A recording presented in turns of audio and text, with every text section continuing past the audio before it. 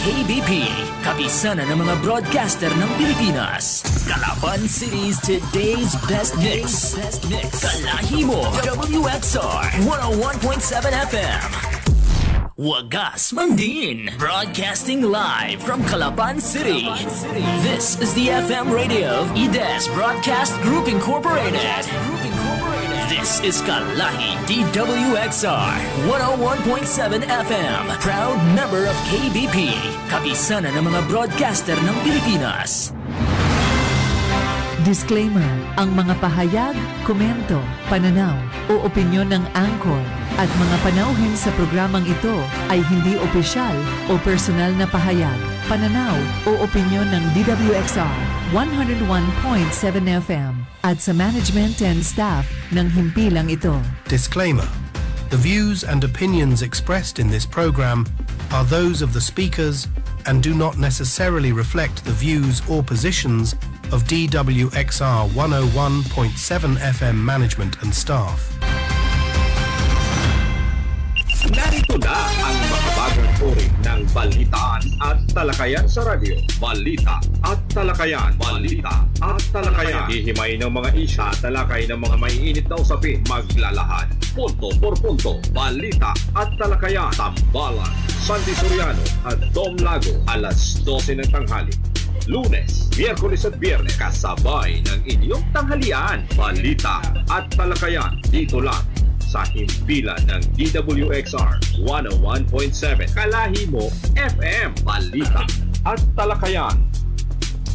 Okay, magandang umaga, hindi tanghali. At happy Sunday sa lahat ng nakikinig at sumusubaybay sa programang Balita at Talakayan. Muli po, nandito kami para sa isang oras na pagbabalita at siyempre pagtalakay ng iba't ibang issue, hindi lamang dito sa siyudad, sa probinsya, kundi sa balitang mga isyong nangyayari sa nasyonal. Pero bago lahat, pakinggan muna, pakilala ko muna po natin yung aking kapartner. At akala ko bigyan mo ako ng opening statement. Oo. Sa linggo ngayon at nagpe-prepare yung ating mga kababayan sa samba. Yun isang beses lang naman sa isang linggo, partner. Yung mangiling ka, isang oras. Napakahalaga po niya na manalangin po tayo. Sabi nga ng kailangan nating magbigay ng kahit konting panahon para sa ating pananampalataya sa Panginoon. Oo. Di ba? Kahapon, partner, medyo nag-observe tayo sa mga kampanya, 29. Nung 28 kasi, parang nagkaroon ng mga motorcade. Tapos nung 29, kahapon nakita natin yung grupo ng ni Mayor Doyle Leachon, dyan sa Oriental Mindoro National High School. Nagkaroon sila ng pagkita-kita diya kasama yung mga kapitan, madaming kapitan partner na kasama doon sa pag-iikot at ito umikot diya sa parte ng San Vicente South, yung Bagong Puk at yung sinasabing New York. Paikot doon sa palengke, napakainit nung pagtanggap ng ating mga kababayan.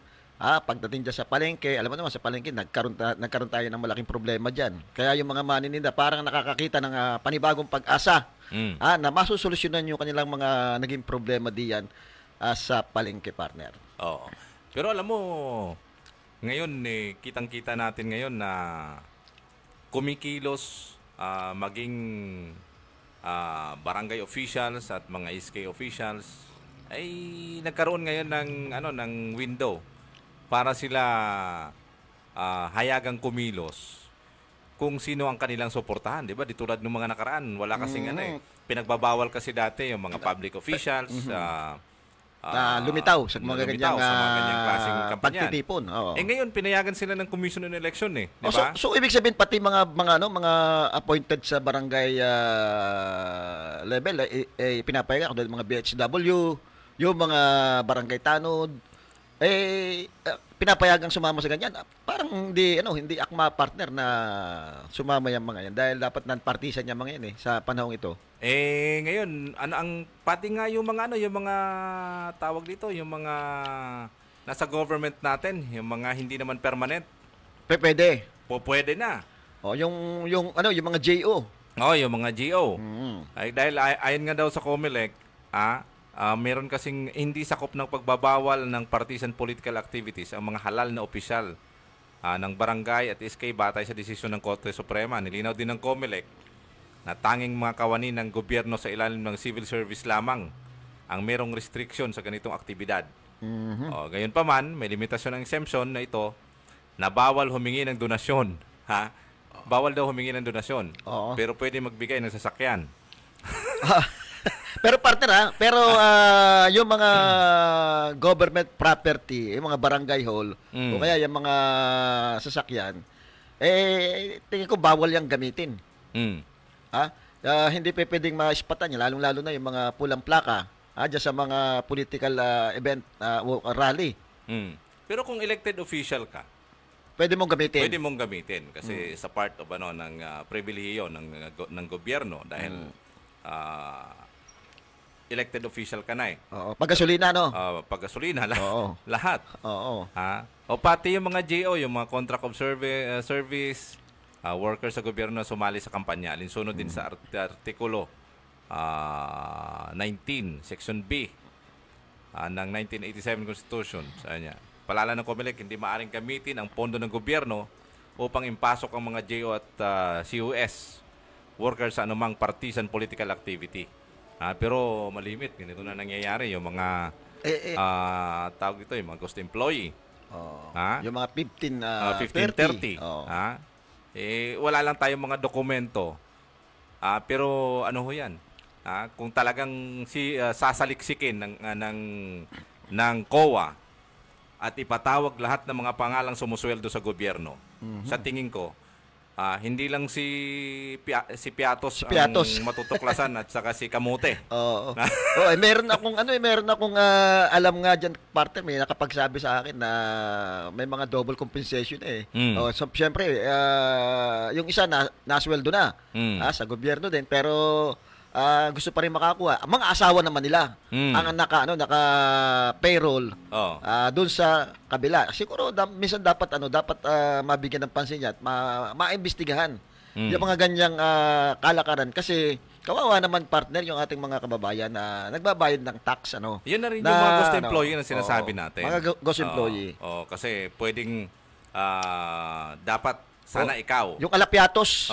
May mga ganung sistema no? Na, kumbaga, gagamit ka ng ibang pangalan. Napapanahon ngayon yan. Kasi kung tingnan ninyo, napakadami ho ng empleyado at sumusweldo. Pero ilan lang yung pumapasok. Kasi abalang-abala sila sa pangangampanya ng kanilang mga amo. Sumasama. Sumasama. Dahil pinayagan ng mga GO. May merong mga ganyan na sumasama na dapat hindi naman sila kasama sa ganun. May trabaho silang meron pa nga mga nag-o-offer na ganun. Sige, maging PR ka muna nito kasi after all, pag nanalo, gusto employee tayo. Gusto employee. Parang yun ang magiging kabayaran. Pero mahirap po yun. Hindi natin kaya na sikmura natin yan, yung mga ganong sistema. Kaya kanila na lang, sila na. Sila na lang, pagka ganun partner, ang mentalidad, ay talagang walang pagbabagong mangyayari. Kasi mismo tayo tinotolerate natin. Tayo sumasakay sa ganong mga sistema. Di tayo rin yung kumbaga, gumagawa ng problema. Ngayon, siraan dahil ang sabi nga, talamak na daw ang bilihan ng mga botante sapagkat malayo pa yung eleksyon, bawat patawag ay merong 500. Pero sabi nga parang King, kulang pa. Magkano daw kilo ng baboy ngayon? 540. Kulang pa ng 40 pesos. Alam mo, sa totoo lang, tayo wag namang maging ipokrito. Lahat naman yata ngayon gumagamit ng pera. Pero siguro, ang tingnan natin, kasi hindi mo rin masisi yung may mga magagandang intention na maglingkod, na hindi gumastos, Dahil yung nakikita nila yun ang ginagawa ng kalaban at pagka ang siguro tingnan na lang ng ating mga kababayan dito yung yung track record, yung performance ng isang kandidato. Wala kasi partner, kahit na sabihin mo nga hindi ka gagastos ng pera, magaling kang politiko, magaling kang maglingkod. Sa panahon partner ngayon yung mentalidad ng ating mga kababayan iba Which is para bagang tinatanong lang utang na loob yung mga binibigay sa kanila. Which is ang sabi nila, yan ay lakaran na. Kalakaran na sa sistema ng politika ngayon. Pero hamon yan sa Commission on Election kung papaano nila masawata at madokumento yung mga ganitong klaseng uri ng bilihan ng boto. Ngayon pa lang, di ba, naglabas ang Commission on Election ng kanilang memorandum na pagsimula mismo ng kampanyahan ng local election, ng local campaign, meron silang mga tauhan na babaklas ng mga malalaking tarpaulins na bumabalandra dyan sa mga kantuhan na hindi naman talaga private property. Nandyan yung mga malalaking tarpaulin. Wala naman tayo nakikitang binabaklas ng Commission on Election. Ang katuwiran nila partner diyan Kulang sila sa tao. Kulang sa tao. Kulang sa tao pero malaki ang budget. Pero ibig ko sabihin, napakahaba kasi ng preparation Identified na ng Commission on Election kung saan yung may mga malalaking tarpaulins na yan. Ang sabi nila, within that day, ay identified nila kung sino yung may mga malalaking tarpaulins. Padadalahan nila ng letter para ipabaklas yan. Doon sa kanila mismo. Doon sa kanila mismo, through online o papaano man. Ang problema din partner sa sa batas ng COMELEC, mismo sila nagsasabi, may mga obsolete na kailangan palitan na. Siguro dapat magkaroon na ng panahon para amyendahan yung mga batas diyan sa COMELEC. At may mga talagang hindi magandang nakikita mo na napapalusot dahil nasa batas So siguro dapat talaga yung maamyenda na yan yung mga guidelines na pinapatupad ng COMELEC. Higpitan lagyan ng mga safety net kung paano hindi makakaabuso yung mga kandidato doon sa mga lalo na pag darating ng mga eleksyon na yan. Actually napakadali naman kasi kung talagang i-implement ng Commission on Election yung tamang proseso, yung tamang sukat ng mga election paraphernalias, before pa lang mag-start yung local campaign, ipatupad na. Kung ano talaga yung standard. Bakit kailangan aprobahan mo ng ganung napakalaki, di ba? Na okay lang kasi wala pa nakalagay na iboto. Yun yung loopholes doon yun yung sinasabi natin mga loopholes na parang ganun na rin yun yung maglalagay ka mga tarpaulin, campaign materials na rin yun kahit sabihin mong iboto part na rin ng ng advertisement niya. Gumagastos na.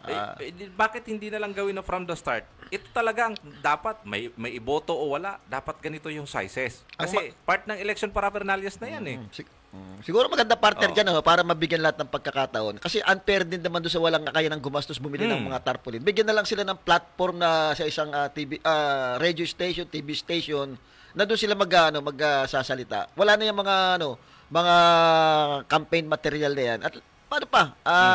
Malinis pa yung yung election. Di ba? Malinis, hindi maduming tingnan kung saan nakadikit. Kung bibigyan mo nila ng mga platform yan sa isang lugar, meron sila magpapakilala doon. O kaya sa TV, sa radyo. Ngayon nga, merong ilang mga kandidato dyan, inaalis na daw nila yung kanilang election propaganda sa mga radio stations dahil mas malakas yung kanilang mga online station. Di ba? Meron ganun. Kasi sila tawag dito, kumbaga advanced daw di umano sila. At mas marami silang viewers. O baka naman nagtitipid lang. O baka naman naramdaman na medyo siguro nagtitipid. Alam mo partner ko tuloy pa naman ang pamputok yun lang baka may mga advice na i-atras natin yung mga program sa radio. Mag-online radio na lang tayo. Siguro mga advice yun ng mga magagaling na magagaling na kuan. Mga PR. PR. Kaya minsan pipili kayo ng PR na kuan mamaya palugso yung mga PR niyo. Hindi, kasi mas kabisado nila yung kanilang mga PRs. Kaya mas nasusunod dyan.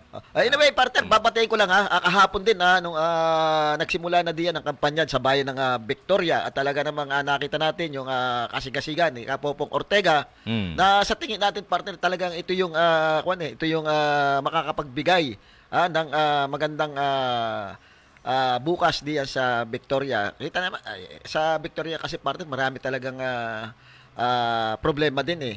So ito si Kapopong ay talagang handang-handa na at kilala ito eh. Sinusuporta nito ng mga religious leader diyan sa Victoria. Siyempre pagka isa kang religious leader, sumusuporta kasi isang kanila. Ibig sabihin pinag-aralan mo yung sinusuportan mo. At nakita siguro nila sa katangian ni Kapopong Ortega yung isang malinis na at tapat na paglilingkod sa sa Victoria. Isa pa diyan.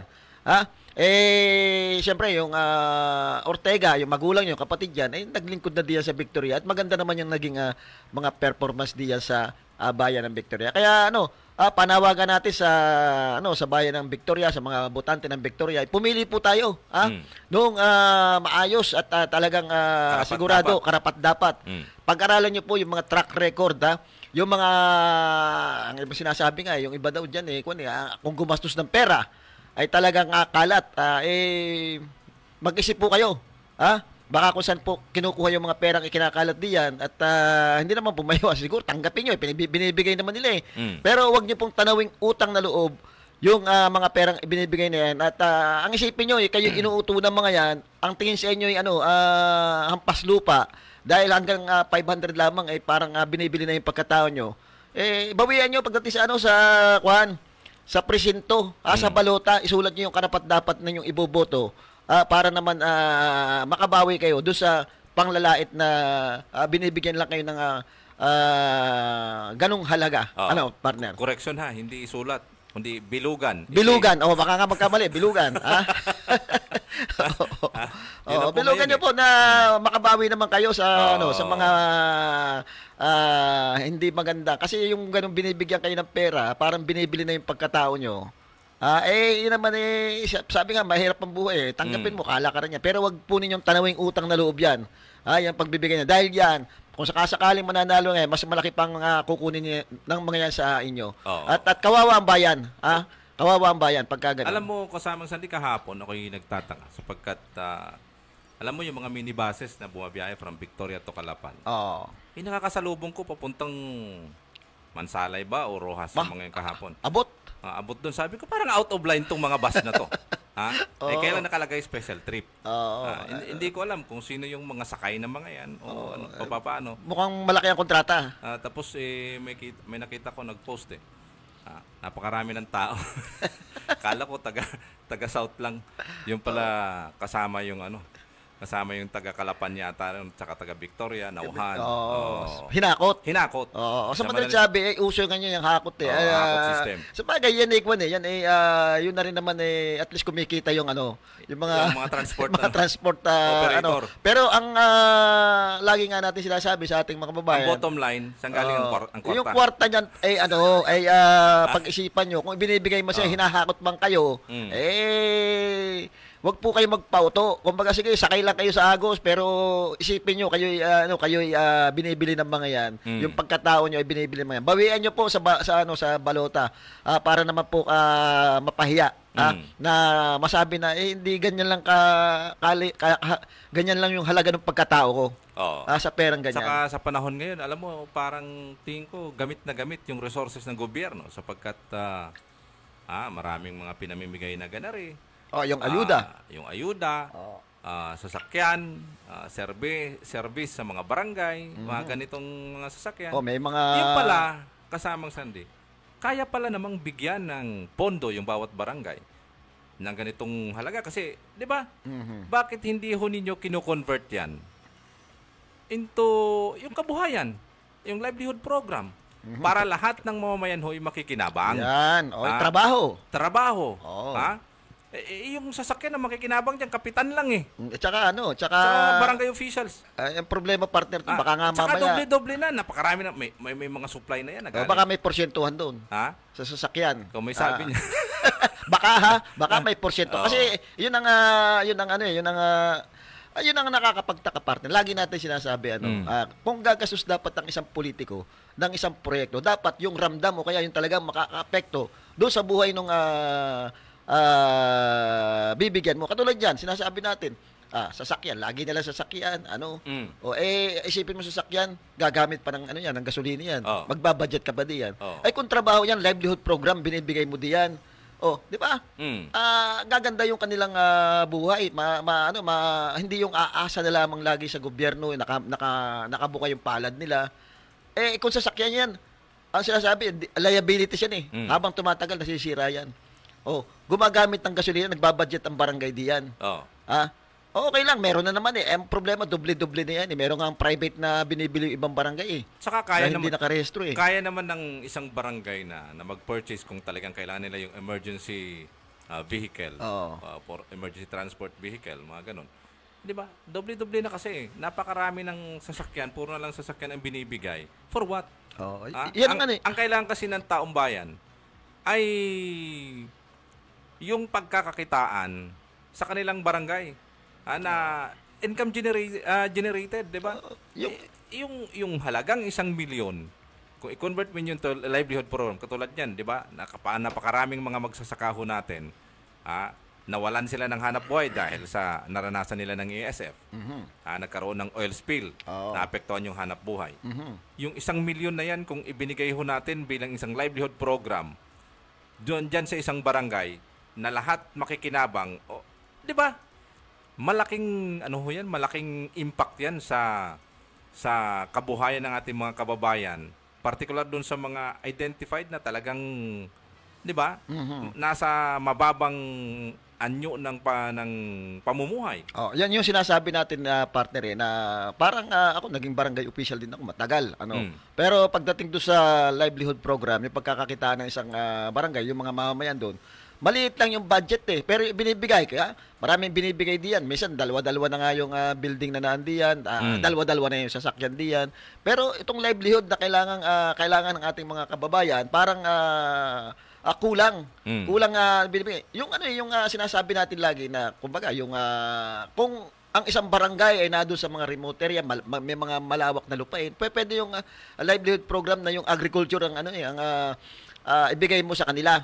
Kasama na yung mga pag-aalaga ng hayop, pag-aalaga. Ngayon, kung mga tabing-dagat na barangay naman, pwede mong ibigay doon sa mga fishermen na buuin mo, ito yung trabaho nyo. Dito tayo kikita sa pwede, magkakaroon ng magandang ang isang syudad, isang bayan o syudad, pagka may mga ganong bagay, mayroong ditong mga nagtatrabaho sa tabing-dagat na mga fishermen, dito may mga agriculture, iba-iba. So pag mo yan, makikinabang dyan yung kabuuan. Dahil maaring mura ang mura ang isda dyan, magiging mura ang gulay dyan. May trabahong may mga trabahong ginagawa ang bawat barangay na pwedeng sumupply do sa kakulangan ng isang bayan o kaya ng isang syudad. Ay sasabihin nyo, meron namang national program para dyan sa ayuda. Hindi pwedeng lagi nakaasa sa ganon. Bukod ho yun. Yan naman ay pansamantala lang yung mga budget for ayuda na yan. Kasi kung kailan lang available yung pondo, which is malimit, bago mag-eleksyon, nandyan. Dahil nagagamit sa pangangampanya yan. Ang problema, yung ayuda na yan, napapagkakitaan pa yan ng mga tiwaling mga opisyal. Ito, sinasabi, aasa lagi tayo sa national. Paano kung walang maibigay national? At least nakaprepare tayo. Ang local do sa mga ganong mangyayari. Yung sapat na pagkain. Kaya-kaya itong ating example na natin, itong Calapan City, yung agricultural. Madami pa tayong pwedeng pagtaniman, hindi lang ng mga gulay, mga pagkain. O yung atin, napapaligiran tayo ng dagat. Ay ang mahal ng isda sa atin kasi ang nakikinabang lamang yung mga negosyante, yung mga sila laang, yung mga maliliit na nangingisda, mas maliit pa nga kinikita niyan dapat ito yung may protection din ang ating gobyerno sa mga mga nagtatrabaho. Hindi lang yung ang puhunan ng mga negosyante, yung pera. Kung yung sasakyan ay halagang 1 milyon, ang isang barangay ay malapit sa dagat, which is pwede silang gawing i-convert ang 1 milyon sa magkano bang isang bangka ngayon? Siguro mga nasa 50,000. Isang bangka na yan. I-train mo. I-times mo yung 1 milyon, 20 bangka yun. Lahat ng fisher folks na pwedeng gumamit niyan. Tapos may fishport sila doon. Di ba? Alimbawa, uupahan mo sa barangay ang isang bangka, mangingisda. O kaya halimbawa ay 60-40 doon sa magiging huli. Oo. Di ba? Mm-hmm. At least, kumikita yung barangay nyo. Income generated siya kasi nagagamit yung mga dapat yung mga dapat materials tulad ng bangka, magagamit mo siya ng pangingisda. At the same time, kumikita yung kababayan mo, may trabaho kang nabibigay, kumikita yung barangay mo. Ngayon yung sasakyan. Partner, paano naman ako kikita ba ako diyan? Sa sasakyan merong magandang negosasyon diyan. Oh. Di ba? Kaya wala hong makikita natin sa ating mga mata, maunlad lang titingnan yung isang lugar. Pero deep inside, ay hindi pala. Kasi yung problema nandun pa rin eh. Nandyan pa rin eh. Kasi hindi naman lahat nakikinabang doon sa mga talagang pinamimigay ng gobyerno. Kasi tingnan mo, may sasakyan ka ngang barangay mo kasamang sandi. Wala namang gamot. Diyan sa anong tawag diyan sa mga butika ng barangay. Kung yun nga sa provincial hospital, kulang ang gamot. Sa butika ng barangay pa magkakaroon ng gamot. Isa pa yan, nabanggit mo yung ating health, hindi masyadong nabibigyan ng pansin. Kitang-kita naman yan, ito'y sasabihin ng iba, puro paninira. Hindi naman po lahat ng sinasabi pag nagsasabi ka ba ng katotohanan, sasabihin mo paninira yun. Yung problema natin sa provincial hospital, talaga nakikita natin, anong reklamo lagi ng ating mga kababayan? Yung walang gamot na mabili, yung hindi maayos na pasilidad. Tapos makikita mo ang daming mga proyektong pinagagawa. Ang daming mga infrastrukturang pinagagawa. Ang problema, ang tanong nga ng ating mga kababayan, yan ba ay nakakatulong o direkta bang napapakinabangan ng ating mga kababayan? Napapakinabangan to the sense ng mga trabahante doon sa construction. Ayun, trabaho sa mga construction. Pero pagdating ng o kaya yung mga hardware, siyempre tuwan-tuwa yung mga hardware diyan, nabibilan sila. Business din naman yun eh. Pero ang tanong natin, dapat siguro yung pangmatagalan. Yung direkta na, yung sa health, katulad yan, may provide mo yung mga kailangan ng ating mga kababayan, yung gamot. Di ba? May provide mo yung magandang sistema ng health. O yung trabaho, mabigyan mo ng maayos na at the same time trabaho yung ating mga kababayan. Yun ang kailangan eh. Mas dapat yun eh. Kung na-provide mo na yan, siguro yung mga infrastruktura, wala namang problema. Ano natin yan? Ano natin? Kaya isabay natin doon sa mga ganong mga ganong proyekto. Yung iba dyan, ang sinasabi nila, nakakatulong sila sa pamamagitan ng pagbibigay ng binhi. Libreng binhi para doon sa mga farmers natin. Pero ang totoo niyan kasamang sandi, ang subsidiya galing sa gobyerno, yan ay pinamimigay sa pamamagitan ng Department of Agriculture sapagkat billion po yung budget ho ng Department of Agriculture.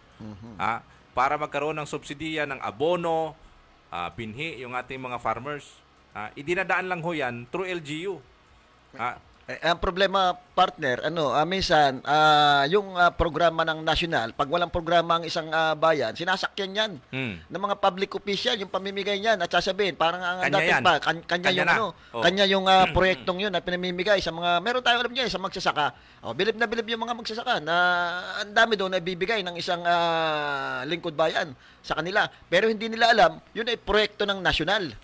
Ngayon, nung nalaman nila, ito pala yung proyekto ng nasyonal. Itong mga binibigay na ito, hindi pala ito proyekto ng isang lingkod bayan na nagbibigay, nagmamagaling, na pumupunta lang doon, kine-credit yung yung ganong mga project.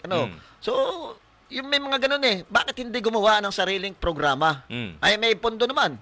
Ang ating, for example, itong ating syudad, ang alam ko, yung si Congressman Arnan Pang, Mayor, napakalaki ng pondo ng agricultural natin dito. May 30 million yata eh.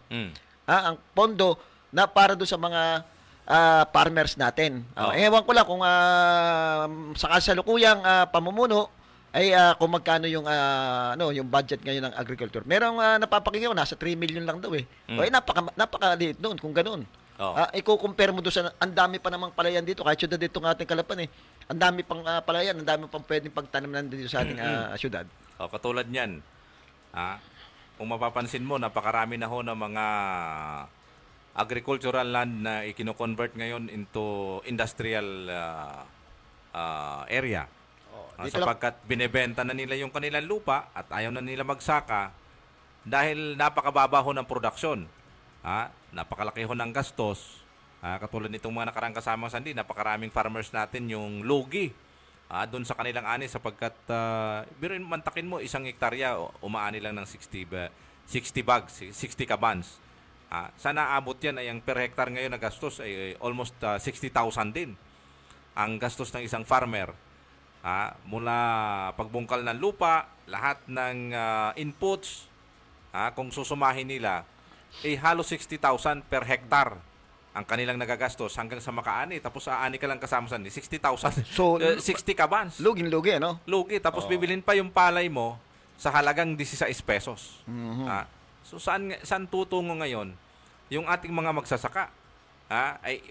Katulad ng ilang mga magsasaka natin dyan, inutang pa yung inputs, yung abono. Inutang pa doon sa mga tawag dito, sa mga pagtatraktura ng kanilang palayan. Ibig sabihin, pro bono ngayon. Yun din yun din kasi partner ang nakakapagtaka, no. Alam mo, isa sa malapit sa puso ni Congressman Arnald Panaligan ay itong ating mga magsasaka, ano. Kaya nga doon sa panahon niya, 'di ba, itong rice tariffication law ay naamyandahan. Nadagdagan ng ang budget ng Department of Agriculture. Kumbaga nagawa na yung mga party nila pero nakakapagtaka dito sa Department of Agriculture. Bakit hanggang ngayon, parte ng katanungan, tayo pa rin yung nag-i-import ng pinakamalaking bulto ng bigas. So, naibigay na lahat eh. Bakit parang walang programa pagdating doon sa pagpaparami ng ani ng ating mga magsasaka? Parang hanggang ngayon, pati yung, di ba, yung sibuyas natin, yung kamatis, kamakailan, napakamahal yan. Anong nangyayari sa Department of Agriculture? Bakit sa kabila ng mga batas na nagawa na ng Congress para mapabuti yung ating agrikultura ay mukhang ganun pa rin, walang pagbabago. Yung budget napakalaki na nabibigay na. Dati nasa 30 billion nadagdagan pa yata ngayon yan. Sana dapat nausad utay-utay. Kumbaga nababawasan yung importation natin. Nababa yung ating mga agricultural supply. Alam mo, nakakalungkot yung balita sapagkat may ilang mga Pilipino pala yung inaresto sa Qatar dahil na sumali doon sa rally. Kasabay ng birthday ni mukhang pauwi niya tayo. Dating Pangulong Duterte. Akala siguro nila Pilipinas. Mahigpit partner. Mahigpit diyan sa Middle East yung mga ganyang doon ka pa magpoprotesta. Hindi rin natin maintindihan itong mga OFW dito na hindi ko naman sinasabi na ano ba itong mga ito talagang panatiko na nababayaran ba doon pa ng rally napakahigpit partner diyan sa Middle East ng mga ganyang mga ganyang rally. Ngayon kung pauwi nitong mga ito, kanino rin sila mananawagan? Di ba mananawagan sa gobyerno? Sa gobyerno din, kay Pangulong Marcos din. Pabalikin sila. Wag pa uwiin. So, kung sila birthday naman yun birthday di nag-celebrate na lang sila ng isang birthday celebration sana, hindi yung parang doon pa nagpakita nung ganong demonstrasyon. So, hindi nila masisi itong gobyerno ng Qatar kung pauwiin sila. Actually, hindi natin masisi kasi yung mga tao sa pagiging panatiko doon sa mga nakaraang administrasyon katulad ni Pangulong Duterte. Pero dapat ho isalang-alang ninyo yung inyong trabaho sapagkat wala ho kayo sa sariling bansa nyo may sarili hong patakaran ang bawat bansa na hanggang saan lang ba ang ating limitasyon ng ganong katulad ng pagtitipon kasi pwede kasi kayong makaabala tsaka yung problema ng Pilipinas. Napakatahimik ng mga bansang yan. Dadali nyo doon sa sa Qatar. Nagugulo yung kanilang sistema. At saka alam mo, yung banta ng mga OFW na hindi magpadala ng remittance within a week. Malaki ang impact niyan sa ekonomiya natin kasamang sandi. Sabi ko nga sabi ko nga partner, kumbaga hindi na dapat pinapalaki yung mga issue ganyan. Kasi kung ikaw naman talaga ay isang pamilyadong nasa abroad, kalokohan naman ng dahil lang dyan sa politika, hindi mo ipapadala yung yung remittance mo sa pamilya mo. Although hindi naman hindi naman majority. At hindi siguro naman, hindi pa nga makakuha ng 50% Hindi ng natin, porsyento yan. Hindi natin alam kasi partner yung mga issue talaga nangyayari dahil doon sa lumalabas sa mga social media. May mga ganyang usapin na pinalalaki lang nila. Kung ako, naging OFW din ako pagka, kailangan ng pamilya yan eh. Yung monthly magpapadala ka. Tapos dahil lang sa politika, gugutumin mo yung yung pamilya mo. Which is nakakabahala din kung talagang ito yung mangyayari. Tanda mo nung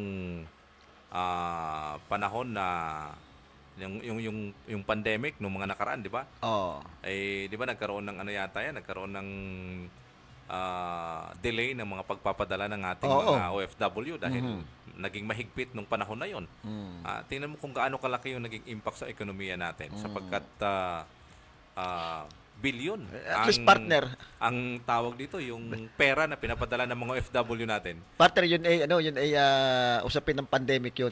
Usapin ng politika. Politika ito kaya may problema talaga sa pagpapadala noon. Pero ito wala namang problema kung magpadala ka. Tapos dahil lang doon sa mga ganung sentimento mo. Ewan ko lang kung totoo yung pinapalabas ng mga yan.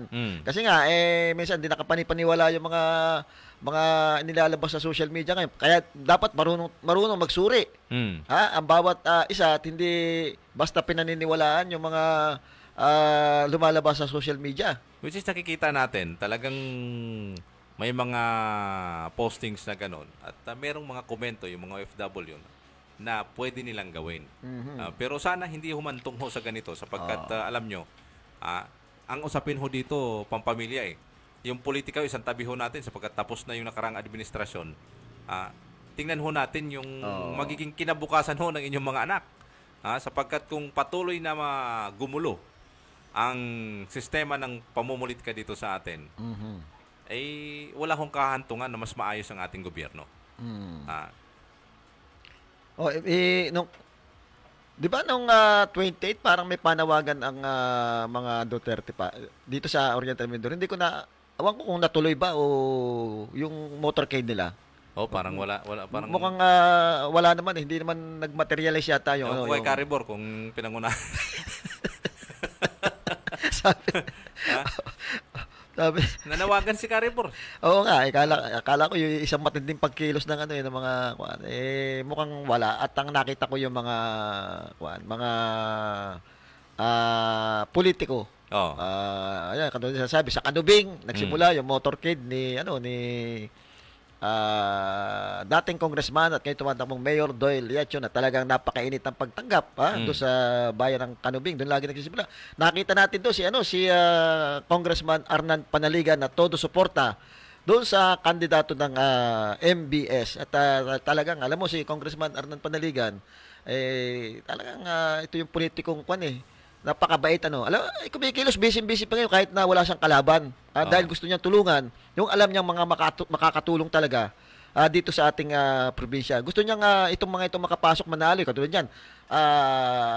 Yung line up sa bagay magagaling naman pinangunguna yung mga bukal natin si Bukal Bong Brocal ay lagi naman ito nagna-number 1 walang dito walang kumbaga masamang tinapay laging number 1 ito si Bukal Josie Niria Bukal Pansoy Bukal RL Lechon si Bukal RL Lechon talaga namang hindi matatawaran ng kakayanan niya nasa city ang daming batas na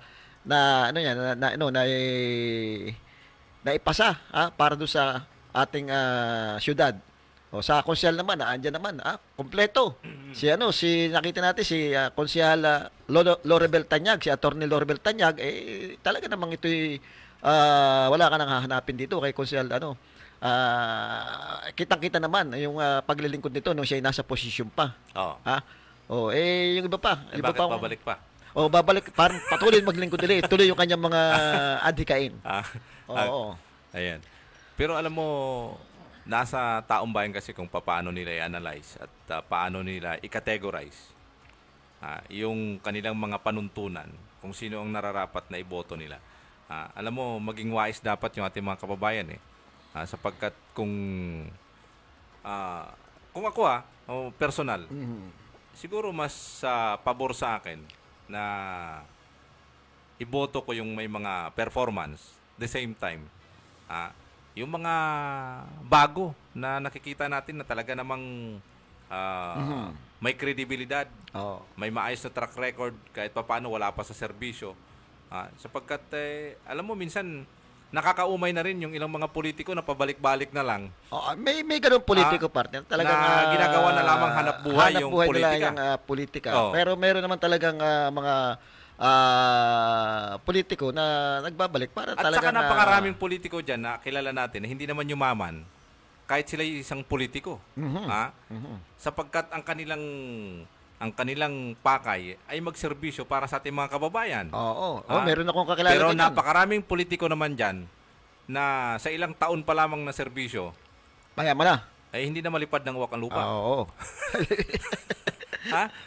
Madami partner. Pagka ganun makikita mo, isa diyan talaga nakita ko na naglingkod ng maayos yung dating mayor ng Nahuan, si dating Mayor Marcos, si Judge.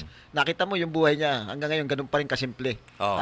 Tapos ang terminator, partner, kita mo naman pag ngayon nasabi nga iniwanan. Dahil kalaban ay talagang mapera, pero ito ay tuloy-tuloy ang kanyang kampanya kahit na kumbaga ang focus niya doon sa mga kababayan niya At makikita mo naman yung kanyang track record, yung kanyang halos lahat ng malalaking naging proyekto diyan sa Nahuan na napapakinabangan ngayon. Sa panahon nangyari yan ni Mayor Navarro Marcos. Alam mo si dating Mayor Marco isa pa yan. Marco ng Bako.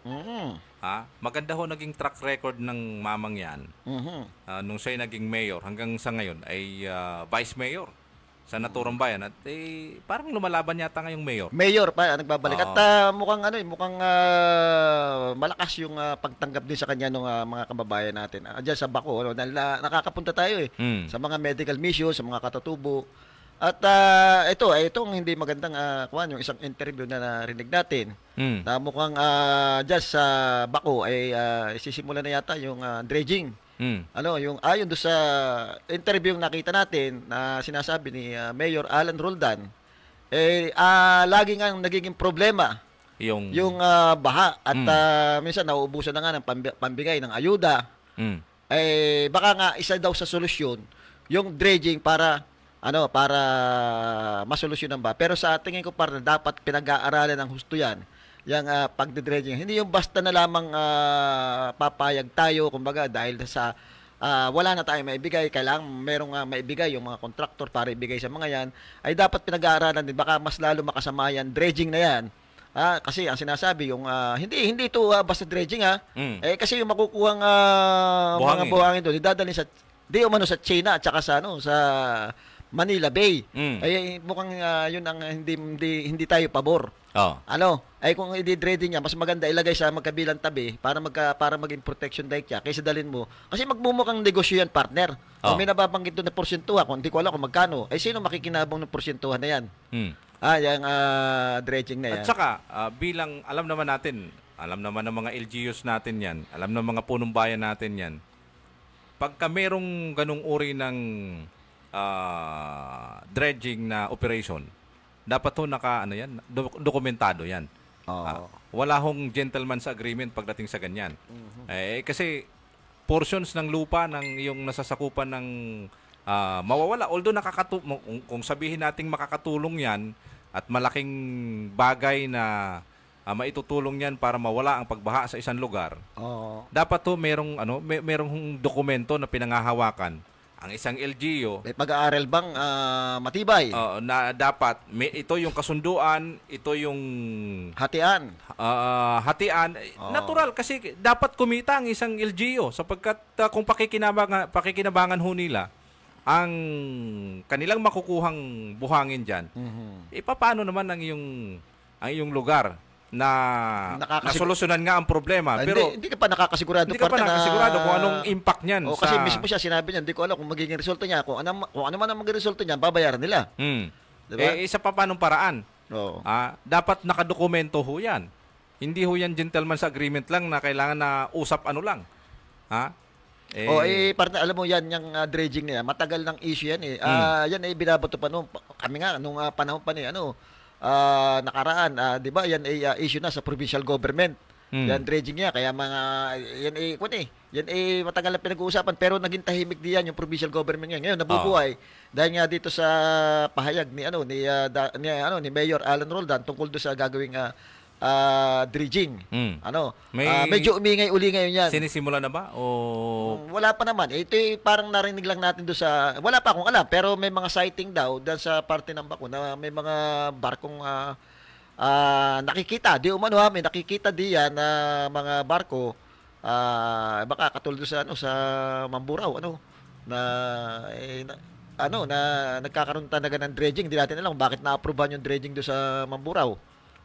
Nakikita do sa depende yan sa LGU kung ang provincial government ay pumapayag at meron na silang malinaw na pag-aaral at dokumento. Yung pala partner Black Sand, ginagawa na rin daw, sabi sa akin ng isang kaibigan kong nasa Cagayan. Sa Cagayan kasi madaming Black Sand dredging. Black Sand ay ginagawa na daw yata ang bakal yan. Hindi ko lang alam, yun ang sabi niya. So yun ang mukhang pakay diyan sa mga mga dredging na gagawin.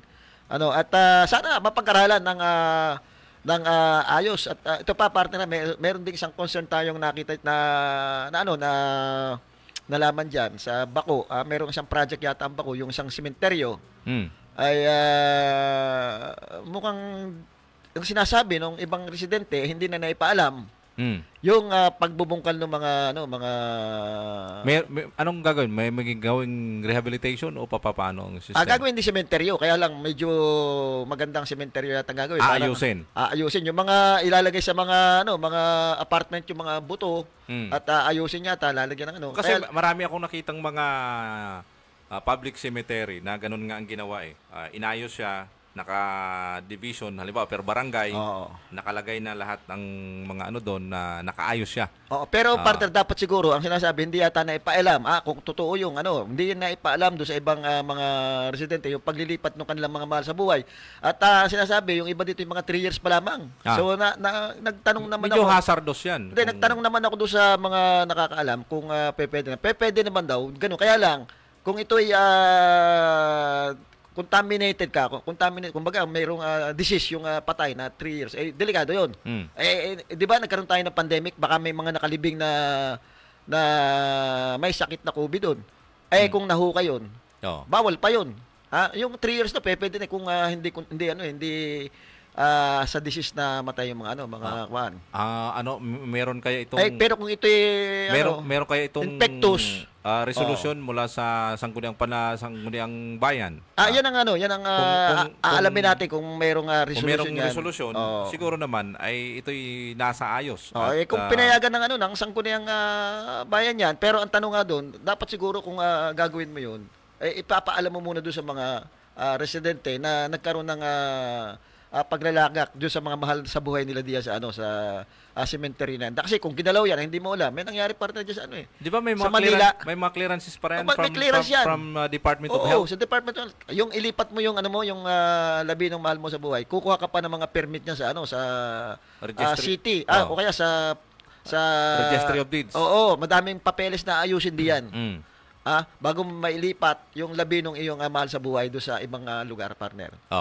Sana ay ayusin ho yan. Kung meron mang mag-interview tayo sa isang araw diyan kung ano ba talaga yung issue diyan. At ano yung plano talaga kung bakit ginawa yung mga sinasabing ganung paglilipat ng mga mahal sa buhay. Ayan, itong nakakabahala kasamang Sandy. Dahil base dito sa report ay ang unemployment ay tumaas daw dahil sa ayuda. Malamang partner kasi yung iba diyan ay mag-aantay. Sa totoo na partner napakahirap umanap ng mga mga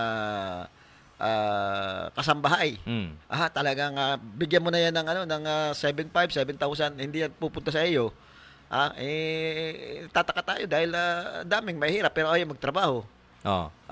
Kasi nga, sabi nga, tumaas ang unemployment rate ng bansa dahil marami nang tinatamad at ayaw magtrabaho dahil maraming inaasahang ayuda mula sa gobyerno. Ang kawawa partner Diaz sa ayuda na yan, alam mo yung mga yung mga talagang mga lehitimong nagbabayad ng tax. Kasi yung mga politiko, hindi naman nila pera yan eh. Kaya ganoon na lang nila pamigay. Ang kawawa diyan yung mga lehitimong nagbabayad ng tax na hindi rin naman nakakatanggap ng ayuda. Sasabihin hindi pwede kahit ito lang ang mga sinasabing walang kakayanan. Yan naman partner kumbaga, ang dapat diyan, trabaho talaga binibigay. Hindi yung basta mo na lang ibinibigay. Nakakatulong naman yung ayuda. Kaya lang, kung bibigay mo lang yan, isang araw lang yan, uubusin ng mga yan. Walang balik eh. Alam mo, sa totoo lang, maganda naman yung layunin ng pagbibigay ng ayuda. At the same time, nakakatulong. Pero sana, yung datos mula sa DSWD, dapat ito'y nakabatay doon sa Philippine Statistics Authority. Kasi, di ba, merong mga nag-house to house na nag-interview. Ano ang trabaho, sinong walang trabaho, ilan ang anak, anong pamilya, anong status ng buhay. Dapat nakabase doon yung ayuda ng gobyerno sapagkat doon nakikita yung tama Walang pagsisinungaling kasi nakikita. Mayroong actual na visitation sa isang bayan, sa isang bahay Makikita ngayon ng representante from the PSA na itong taong ito, itong pamilyang ito ay talagang qualified na tumanggap ng ayuda mula sa gobyerno. Hindi yung datos na galing lang kay kung kani-kaninong tarpulano na galing kay katulad kapitan. ngayon mag-e-eleksyon. Galing kay kapitan. Galing kay konsihal. Na katulad nga ngayon mag-e-eleksyon, kung sino yung kanilang kapartido, ang kanilang kakampi, siya ang magiging priority doon sa mga ayuda. Kaya medyo merong tawag dito, merong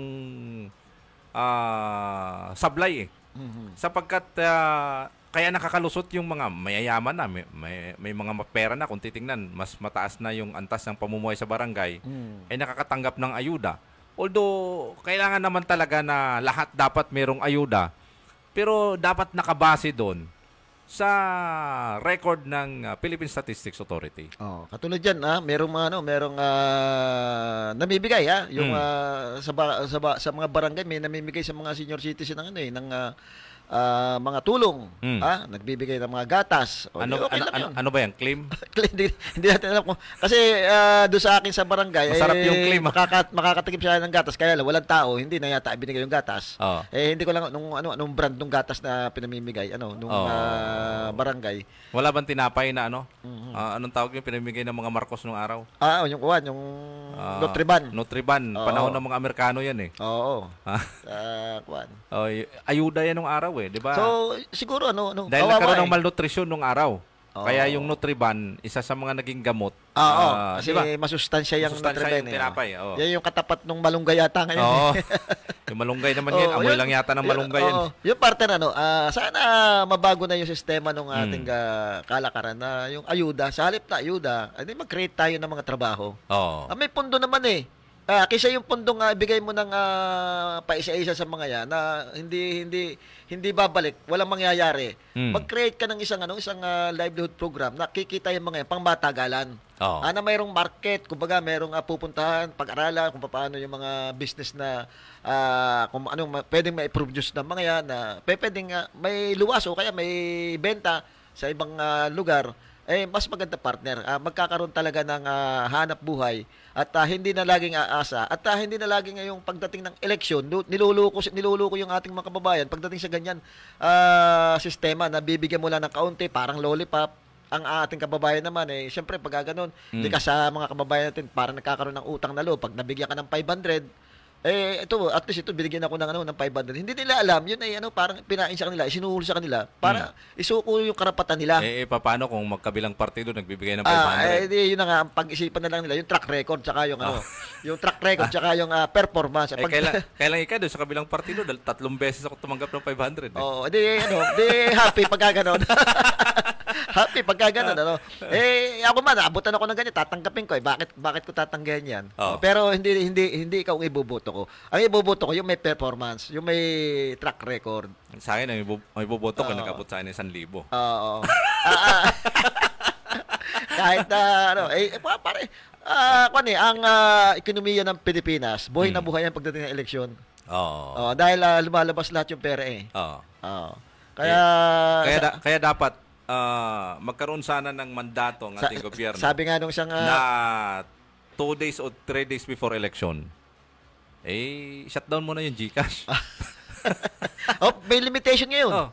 Ang ng GCash, pero dapat siguro shutdown muna talaga Kasi yan ang ginagamit na ngayon yung GCash. Kasi through electronic ngayon yung bilihan ng boto kasi hindi nadadaan yan doon sa kinukupitan pa kasi kinukuha yung number, di ba? Ang nangyayari yata ngayon, parang mag-i-issue ng ID. Halimbawa, partido ni ganito, mag-i-issue ng ID. You are identified as a supporter. May ID ka may kasama yatang sobre na may 500. Parang ganun yung sistema. Di ba? So, hindi natin alam kung paano nila dinidega doon sa tao. Kasi yung pamamaraan ng pagbibili ng boto So, yung mga ganung sistema sana ay namumonitor ng COMELEC. Wala ang COMELEC, ang daming dapat siguro nga sinasabi naman pag na-interview mo yung chairman ng COMELEC may mga butas na may mga dapat amyendahan na itong batas ng COMELEC. Siguro nga panahon na at abolish na lang isipin mo partner yung mga party list na yan. Dumami na nang dumami. Lahat na yata puro party list na. Walang magawang sasabihin ng COMELEC, walang magagawa kami dahil yun ang nasa batas Hindi naman namin pigilin. Saka dapat doon sa hindi ba pwede na ang sa isang party list isa na lang sana yung representante. Meron pang hindi yung napakarami-raming second nominee, third nominee, fourth nominee. Paano yung mga mapipera na mga party list na hindi naman talaga nire-representante? Yung sectoral na may bayad partner pa rin bago ka makuha ng nominee. Sa isang party list. Kumbaga sa isang party list kailangan bago ka maging nominee. For example, mag-ano ka ng 300 million. May cash band. May cash band. Ganun. Kanino binibigay yung cash band? Hindi lang basta partner niya. Katulad partner nung isang politiko na interview natin, di ba? Katatakbo siya ng vice governor. Pero hindi tumakbo dahil hinihinga agad ng 500,000 ba yun? Parang ganun yung cash band. Hindi pumayag, di ba? sabi mag-governor ka na lang. Gagastos ka rin lang ganun kalaki. Siguro kaya nag-governor nga. Yun. Kaya naglupa pala. Pero napakaraming pera. Maraming pera. Kaya lang dapat siguro saan kaya galing yun? Yun ang katanungan pero contractor naman talagang mga developer naman ng mga tao na yan. Pero gagastos ka ng ganun kalalaki na sa tingin mo ay susunog ka lang talaga ng pera. Paano kung hindi ka manalo? Ayun, siguro sa kanila na yun bumili pero partner ako tatanungin mo basta ako hindi ko na ibubuto yung dati dyan kahit sino doon sa dalawa na lang. Ganon? Oo. Ayaw ko na Ako, undecided ako Undecided ako. Decided ako na hindi ko talaga ibubuto yung dahil nakita ko na undecided ako kung buboto pa ba ako o hindi na. Dahil doon sa una, doon sa naandyan na, kita mo naman, yung problema lahat naandyan. Masa ka na lang din. Sa kung sino man sa dalawa na yan,